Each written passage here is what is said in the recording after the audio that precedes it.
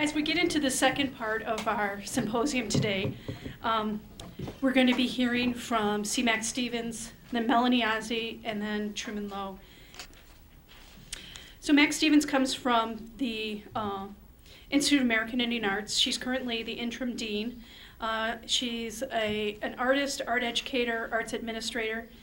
She's been involved in a number of exhibitions and working in both multimedia installations and dealing with issues of identity, family, culture, and history, and exploring the interrelationships among them.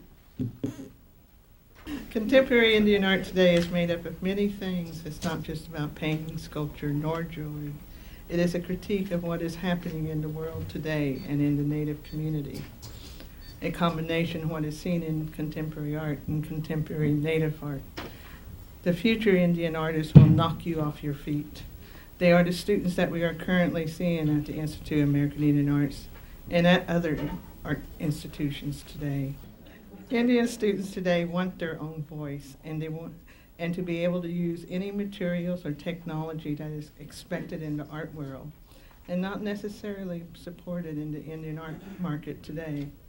Jennifer Forrester, a current student in creative writing, stated in the IAIA 40th anniversary about these changes. There's a huge history, a wonderful history, but we are all changing so much, and I think a lot of the stereotypes of Native artists that are currently being challenged. What she's saying is what a lot of the students at IA are saying, is that it's time for that change. It's time to let them out of the box, just so they can just go out there and do their thing. You know, they don't want to be stereotyped by what is expected in the art market. IAIA has always had that place of freedom of expression and self-determination to create. The history of the Institute of American Indian Arts is an important key in the development of contemporary art today, and how the Institute is still making an impact in the art world, in the Indian art world today.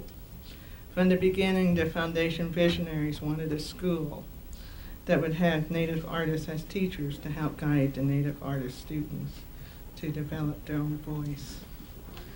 The Institute of American Indian Arts, commonly known as IAIA, is a national art college located in Santa Fe, New Mexico.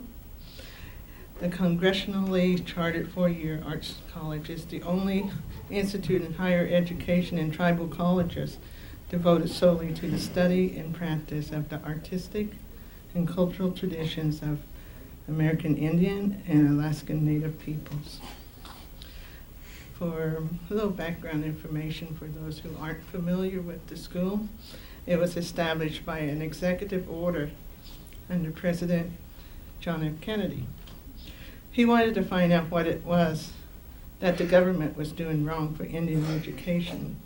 So he developed a task force to find out, and it was reported that the government was killing the culture.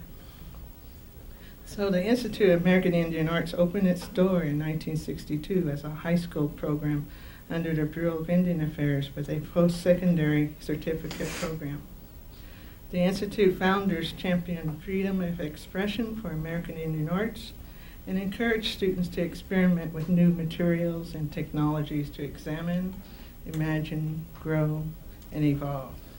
Stereotypes and misconceptions were dispelled through bold creative expression, and for the first time, Indian artists set their own artistic standards, becoming empowered by their own voices. Josephine Rapp, a former instructor, said this about the curriculum. The curriculum was good because it touched on so many things, such as traditional techniques, which students who were not exposed to these at home, so they were able to see traditional techniques and cultural teachings of the various tribes. IAIA became that place where Indians had a voice, and a major important element of IAIA is that they had Indian instructors. For the first time, these students had instructors who were Native in front of the classroom. It became a unique Native community.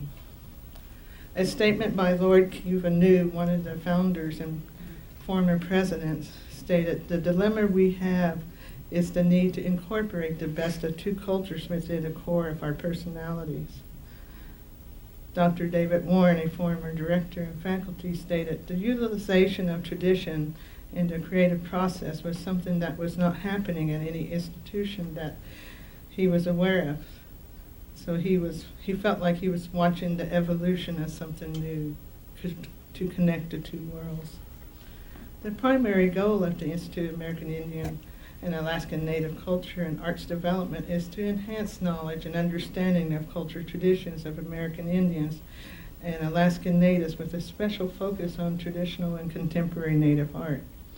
To this end, the Institute provides a curriculum that combines professional skills development with an integral liberal arts education. It is a place where students can discover themselves. Today we see 80 different Indian nations being represented in the school, and the students are culturally integrated in the classes. From that experience, they learn about each other's culture. The other day I was at a session with the students when the Smithsonian Museum from New York brought to the school video artists from Mexico. One of the comments I heard from the students is that IAE is a place where everyone gets a chance to learn from each other and to gain knowledge about what it is to be Native in the art world today. And I think that's very important because it is that place, and for students to have dialogue, discussion, critiques about their work. So they gain a lot of knowledge about each other's worlds. And it has, IA has a history of producing Native artists that make pieces and writings that make you think. We have alumni Indian artists who teaches at the Institute. Linda Lomahatwa, which you've seen some of her work. She's a Hopi Indian artist. So I asked her, I go, "What do you think about Indian art?" And she goes, "I make art that is an expression of myself and my cultural memories. I don't make Indian art for the art market, because I make my work for myself." So in the school, we see students of both sides. You know, we have students still making work to sell, but we have students now trying to make political comments and installations. And a lot of that work doesn't sell, but it gives them a chance to put their voice out there.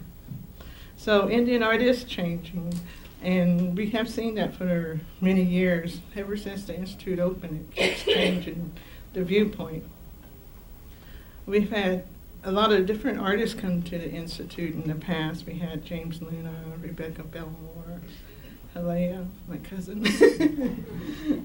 And we had Rosalie Fable teaching there for a while. She's a Canadian photographer. And we had Jolene come in. So they're exposed to many different ideals and ways of making art. And I think that works really well because they need to see artists and help them develop their path and ideals. And many of the top Indian artists have been at the school or taught there, so it's a very important place.